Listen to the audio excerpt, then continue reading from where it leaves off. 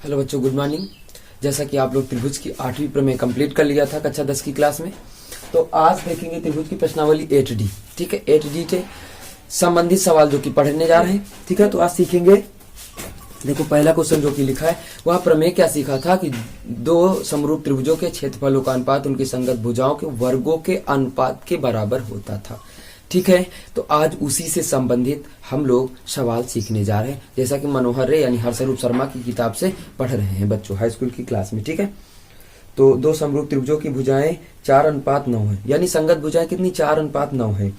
तो उन त्रिभुजों का क्षेत्रफल अनुपात बताइएगा। जैसे मान लीजिएगा ये दो त्रिभुज आपके बने, दो त्रिभुज बना, एक भुजा 4 है, एक भुजा 9 है। आपसे इसको ए बी मान लेना, ए बी सी हो गया, पी क्यू आर हो गया। बच्चों ध्यान से देखिएगा, पी क्यू आर हो गया तो आप क्या लिख सकते हो कि एरिया आप त्रिभुज A B C upon area आप त्रिभुज पी क्यू आर बराबर क्या पड़ा था, भुजाओं का वर्गों के अनुपात के बराबर।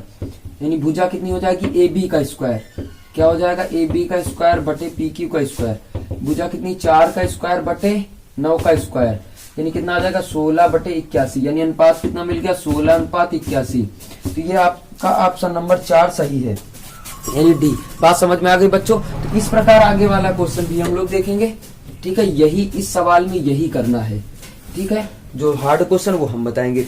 जैसा कि देखो लिखा है कि मान लीजिएगा त्रिभुज एबीसी और त्रिभुज डीईएफ समरूप है, इनके क्षेत्रफल क्रमशः 64 है। इस बार क्या दिया है कि त्रिभुज, देखो एरिया आप त्रिभुज एबीसी अपान एरिया आप त्रिभुज डी ई एफ, यानी ये दोनों आपस में समरूप है। ठीक है, इनका क्या दिया है कि कह रहा एक का क्षेत्रफल दिया है 64 सेंटीमीटर स्क्वायर, तो 64 लिखे देता हूं। इसका दिया 121 सेंटीमीटर। ठीक है, और उसके बाद कह रहा कि ई एफ, देखो ऐसे भुजा बनाओगे दो त्रिभुज ऐसे। ठीक, तो ए बी सी हो गया, ये डी ई एफ हो गया। ठीक है, तो एक भुजा दे दिया है आपको ई एफ। ई एफ का मान कितना दिया है 15.4 और इसका मान यक्स बी सी का मान निकालना है भाई। तो आप क्या करते थे कि ई बी सी का स्क्वायर अपान ई एफ का स्क्वायर, यही तो करते थे कि नहीं करते थे, यही करते थे। अब मान रख दीजिएगा तो 64/121 बराबर बी सी का स्क्वायर, यानी यक्स माना था तो यक्स स्क्वायर आप कर दो, बटे इसका कितना करोगे, भुजा है ना दी, हाँ, तो 15.4। ठीक है, ये हाँ ठीक है, इसका स्क्वायर भी करना है भैया, क्योंकि स्क्वायर दे रखा, स्क्वायर नहीं दिया इसमें। ठीक है, अब आइएगा एक काम करते हैं कि 64/121 पूरे का स्क्वायर लिख लेते, यक्स बटे 15.4 का होल स्क्वायर। स्क्वायर हटाएंगे, अंडर रूट लगा लेंगे बच्चों, तो अंडर रूट हो गया 64/121 बराबर यक्स बटे 15.4। अब देखो ये कितना मिल गया 8/11, ये तिरछा गुणा करा दीजिएगा तो आपको मिल जाएगा यक्स बराबर 8/11 गुणित 15.4। दशमलव हटा लो, 10 लगा लो, कटेगा तो काट लीजिएगा, नहीं कटेगा तो ना काटो। ठीक है, देखो इसको हटा दो। अच्छा, ये पूरा कटता है यानी 1.4 से कट जाता है, तो यक्स बराबर 8 गुणा 1.4, आपको उत्तर आ जाता है यक्स बराबर 11.2 सेंटीमीटर। ये जो भुजा आ जाएगी ये आ जाएगी यक्स, ये 11.2 मीटर। अब आइएगा जो दूसरा यानी तीसरा सवाल देखेंगे, इसी प्रकार तीसरा भी देख लेंगे बच्चों। ये दूसरा सवाल था। ठीक है, तो जैसा कि हम आपको बता रहे हैं कि यही आपकी प्रमेय लागू होगी, तो तीसरा चौथा पांचवा सब आप लोग लगा सकते हैं, कोई दिक्कत वाली बात नहीं है यहाँ पे। देखो यहाँ तीसरा सवाल क्या कह रहा है कि त्रिभुज एबीसी पी क्यू आर समरूप है, शीर्ष ए से बीसी पर डाला गया लंब 4 सेंटीमीटर का, पी से भुजा क्यू आर पर डाला गया लंब 8 सेंटीमीटर का है।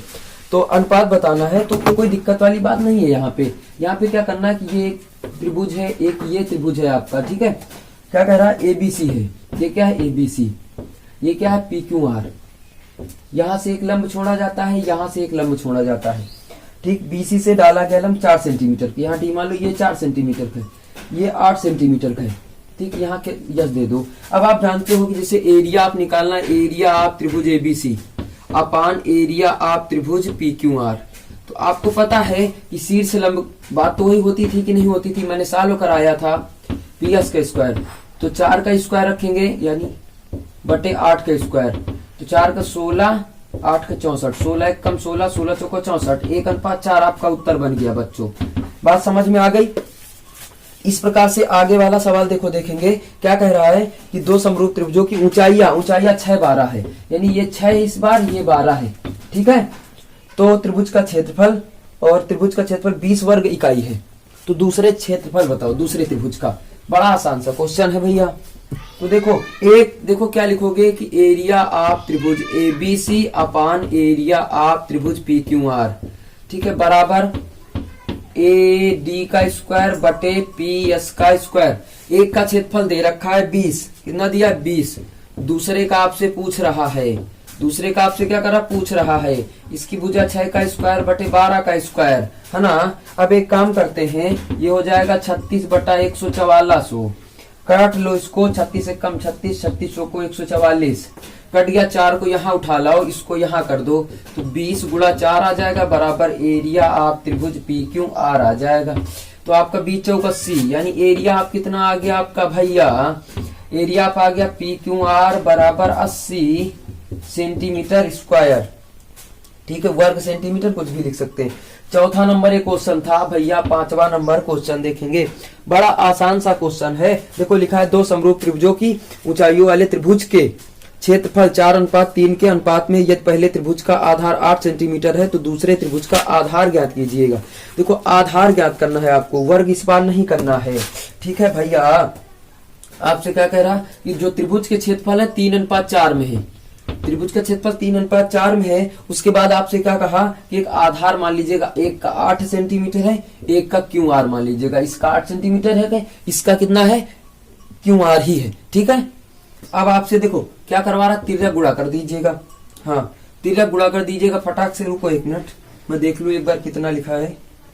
नहीं सॉरी, ये 4/3 है यार भाई, है ना। ये 5वां क्वेश्चन 4/3 क्रॉस मल्टीप्लाई करवा दो तो कितना हो जाएगा, QR बराबर 8 गुणा 3/4, 4 दूनी 8 यानी 6, यानी इसका आधार कितना आ जाएगा 6 सेंटीमीटर। अब देखो जैसा कि 6 नंबर भी सवाल आपका वही लिखा है, ठीक है। 6 नंबर तक आप लोग लगा लीजिएगा, 7 नंबर से कल हम बताना प्रारंभ करेंगे। तो बच्चों आज के लिए बस दैट्स ऑल, कल की क्लास में फिर से मिलेंगे। जैसा कि मैं बताना चाह रहा हूं कि कल आपको अनसॉल्व्ड 2020 का पहला सेट आपको हल करने को मिलेगा, मैं यहीं पे हल करवाऊंगा ऑनलाइन, ठीक है। तो बने रहिएगा मेरे चैनल पे। Okay bye.